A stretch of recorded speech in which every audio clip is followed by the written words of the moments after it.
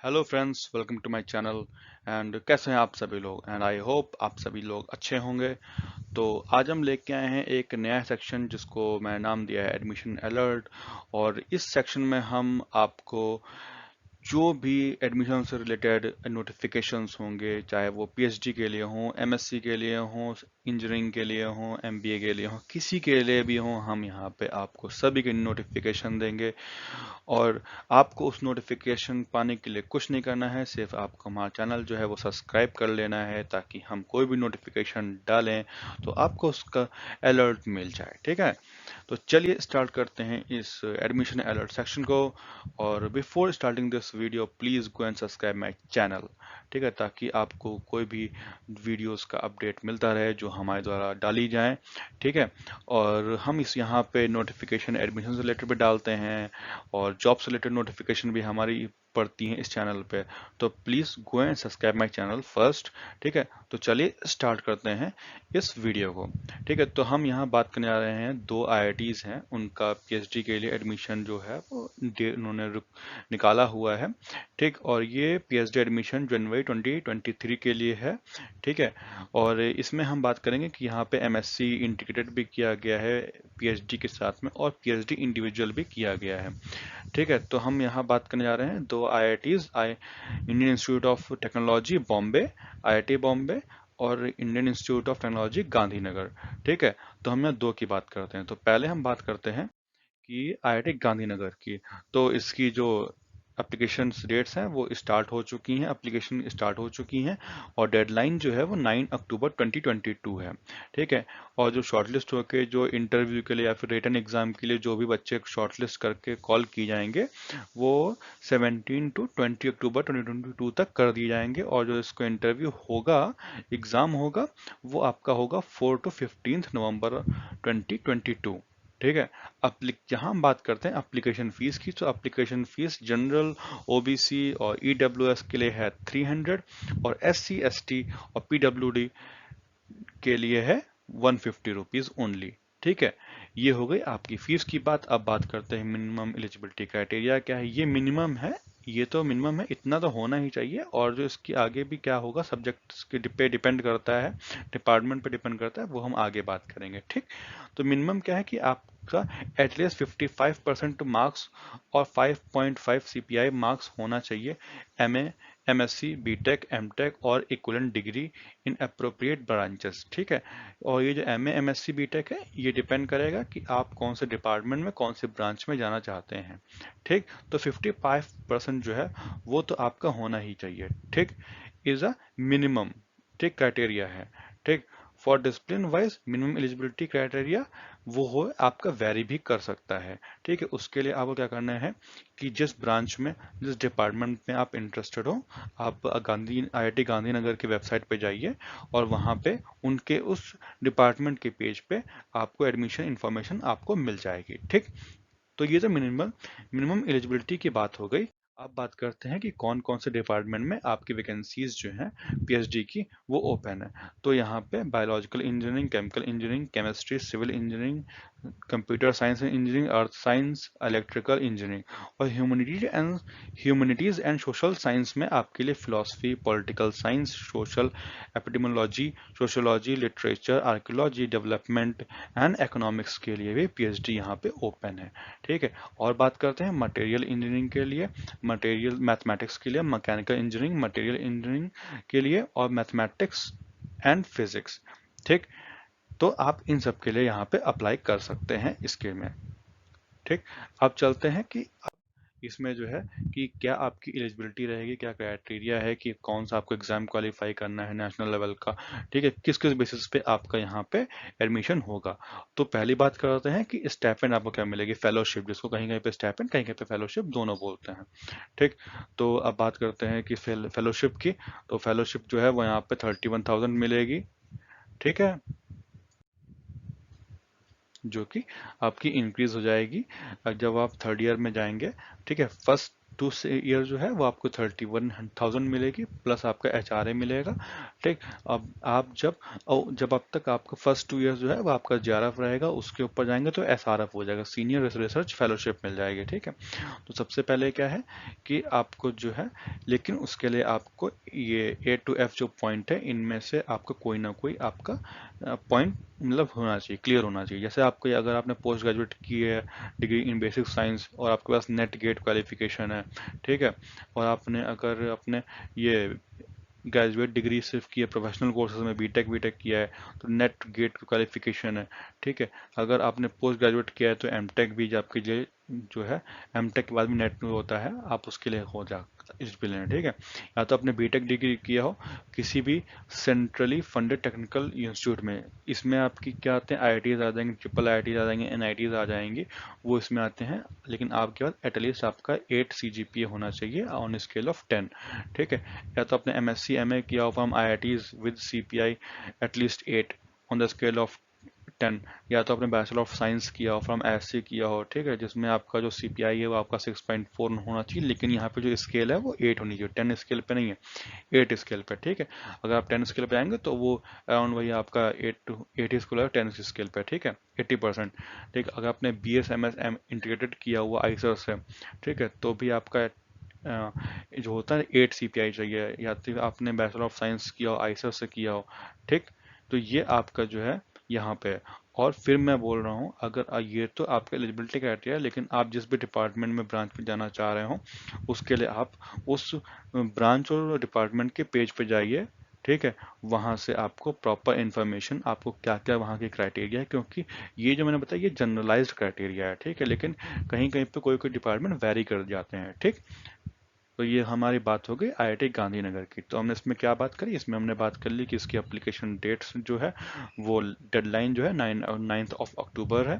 ठीक है, और इसमें क्या क्या कौन कौन से डिपार्टमेंट हैं वो मैंने आपको बता दिए हैं।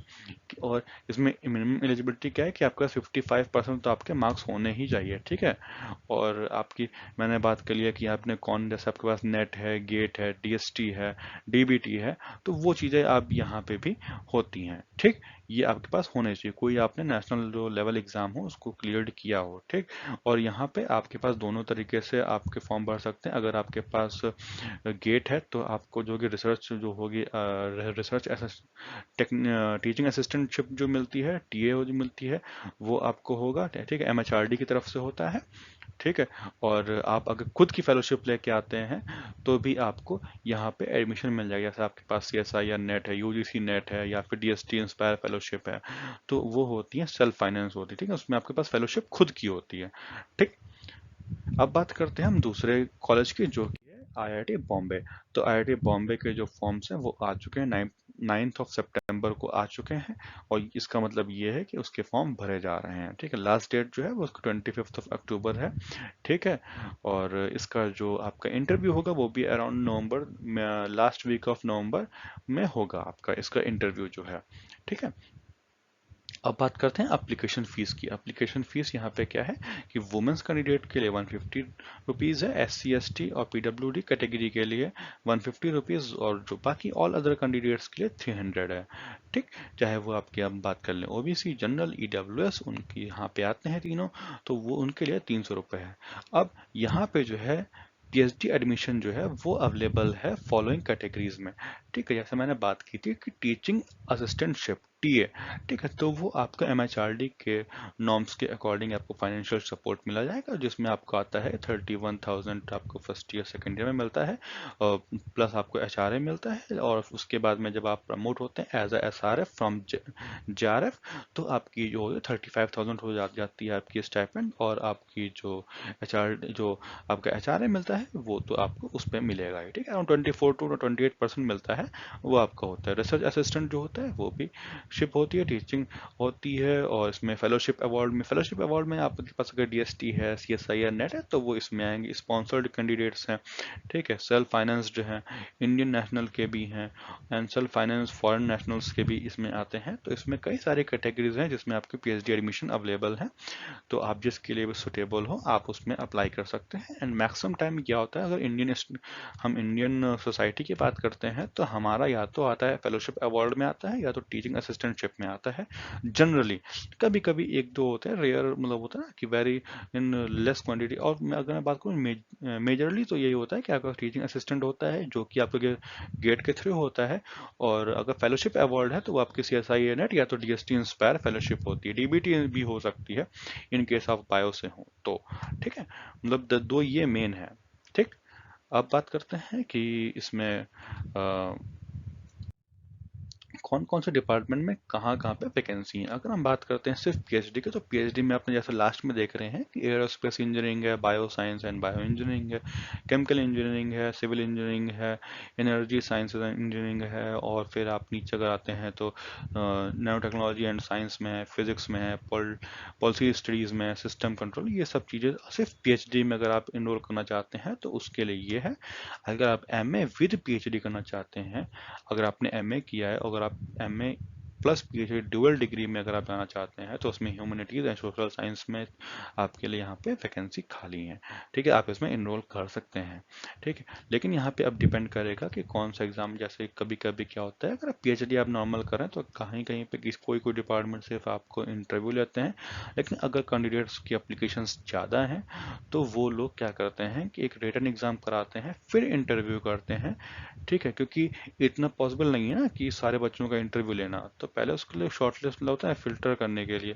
ठीक है, तो उसके लिए वो लोग एक अपना समझ लीजिए वो लोग रिटन एग्जाम करवाते हैं। फिर बात करते हैं अगर आपके पास MSc PhD डुअल डिग्री करनी हो इन एनर्जी, तो एनर्जी साइंस एंड इंजीनियरिंग में आपकी वैकेंसीज हैं, या PhD के लिए आप कर सकते हैं। MTech की है तो MTech और MTech PhD दोनों यहाँ पे, MTech भी कर सकते हैं और MTech विद PhD वो भी आपके पास डुअल डिग्री का यहाँ पे ऑप्शंस हैं।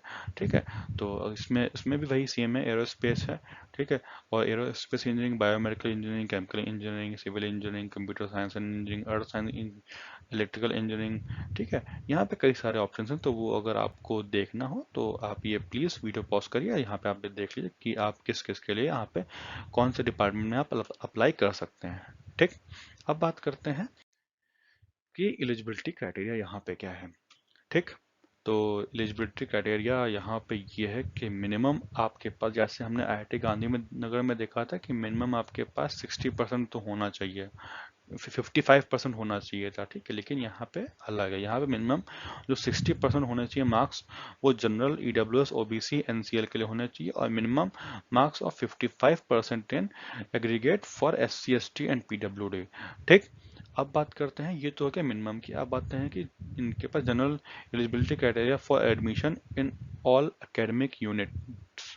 ठीक है, तो उसके लिए क्वालिफाइंग डिग्री में आपके पास मास्टर्स और equivalent degree in engineering and technology, bachelor degree in engineering और टेक्नोलॉजी, मास्टर्स और equivalent degree in science, masters equivalent और equivalent degree in arts commerce. ठीक है, तो ये इनमें से कोई एक भी होगा आपके पास होगी तो अच्छी बात है।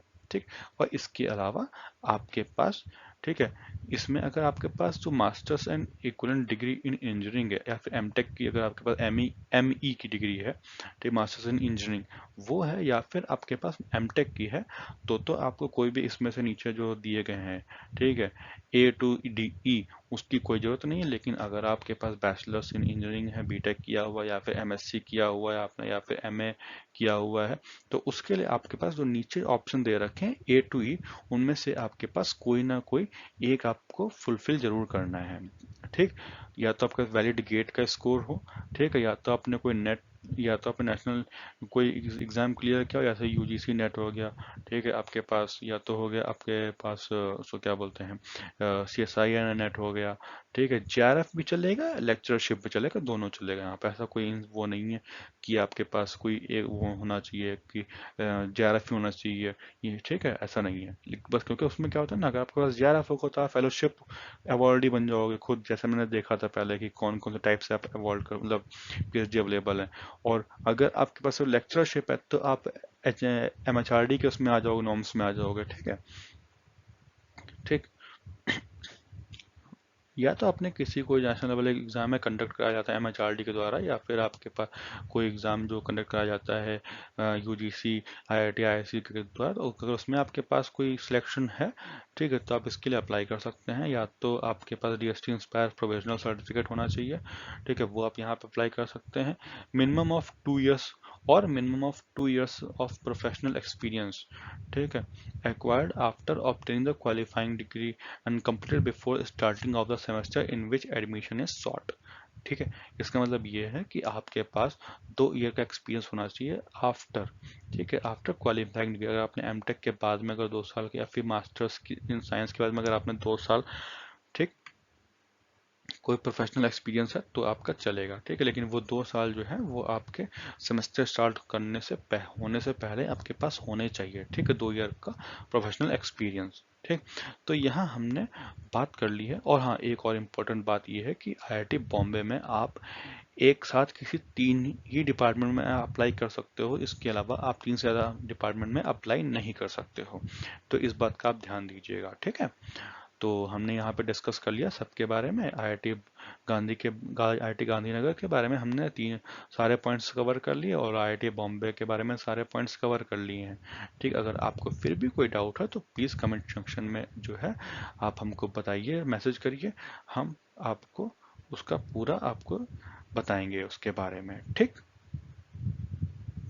और जितनी जल्दी पॉसिबल होगा हम वो उस आपका डाउट जो है क्लियर करने की कोशिश करेंगे। ठीक, और अगर आपको ये वीडियो अच्छी लगी हो या फिर यूज़फुल लगी हो तो please hit a like button, ठीक है, ताकि हम आपके लिए और ऐसी वीडियो लेके आते रहें, ठीक है, जिससे बहुत सारे बच्चों का अ, ये हेल्पफुल हो और वो कोई भी डेट जो है मिस ना करें, ठीक है। और अगर आप चाहते हैं कि आपको नोटिफिकेशन मिलता रहे तो उसके लिए please subscribe my channel. Thank you.